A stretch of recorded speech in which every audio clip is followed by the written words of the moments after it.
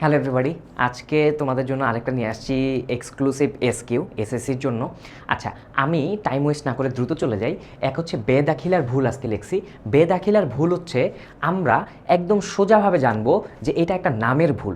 Like আমি সালামকে কালাম নামে লিখছি, রহিমকে করিম নামে লিখছি, সজীবকে সৌরভ নামে লিখছি। এটা হচ্ছে বেদাখিলার ভুল, রাইট? আচ্ছা, আরেকটা কোশ্চেন হচ্ছে, এটা খুবই আমরা প্রথমেই সবসময় পড়ছি, সেটা হচ্ছে প্রত্যেক লেনদেন ঘটনা নয় কিন্তু সকল প্রত্যেক লেনদেন ঘটনা কিন্তু সকল ঘটনার লেনদেন নয়।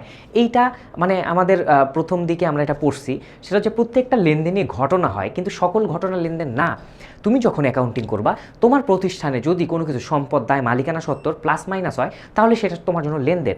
আর ওই লেনদেনটা অবশ্যই কোনো না কোনো ঘটনা হবে, কিন্তু অসংখ্য ঘটনা ঘটে, সেই ঘটনা সবগুলোই তোমার জন্য লেনদেন না।